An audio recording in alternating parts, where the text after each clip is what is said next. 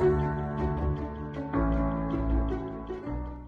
guys, I'm Mark, and this morning I wanted to show you my blueberry plants. I've been out here picking blueberries all morning. I've got quite a few here, and this has kind of been what I've been doing on most mornings lately. We've got quite a few blueberry bushes to pick, and they really are loaded this year. This is the best year that we've ever had for these blueberries. We didn't have a late frost at all this year. It was a really nice mild spring. So what that did is it didn't allow the blooms, any of the blooms, to get affected by frost or burnt by frost. And what that does is gives you an incredible blueberry crop.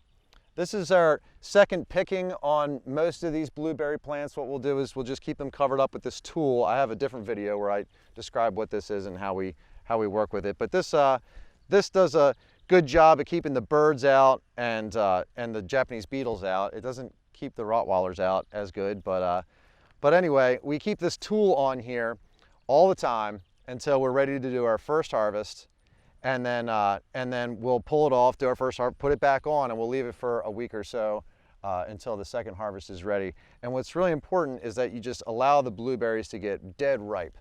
When you leave them on, you leave them protected like this, you're able to do that. You don't have to worry about the the birds stealing the ripest ones and all.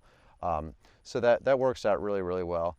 So we only put the tool on when they first start to turn blue in the beginning of all this, and then this only stays on here for the duration of the total harvest. But anyway, you can see I got quite a few stored up, and what I'm going to do is, in order to preserve these, I'm basically just going to freeze them.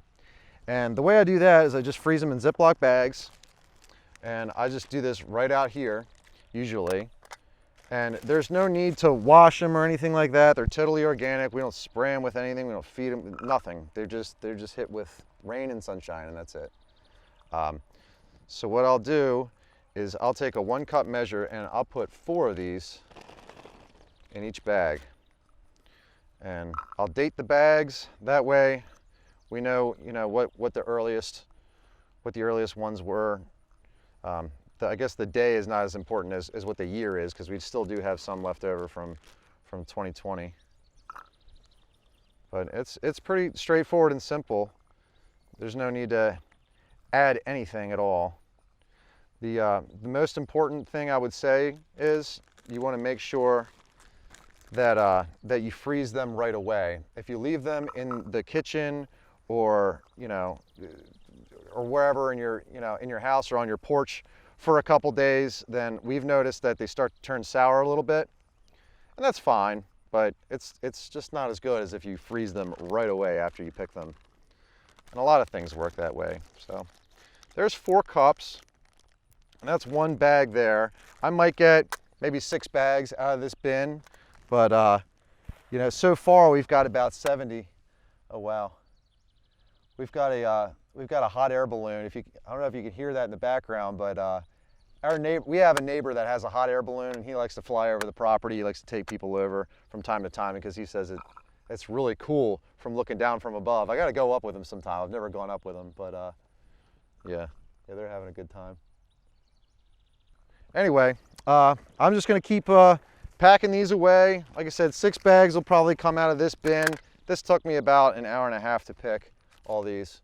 And then, this is just going to kind of be my morning ritual for the next couple weeks here until the end of the season, or until we just completely run out of freezer space. And, I can say to other people, hey, if you want to come out here and pick some blueberries, have at them. Because there really are just, there's only so many blueberries that we can consume. And it takes too much time to just pick them just for other people. I'll do some of that, but I'm not going to go crazy with it.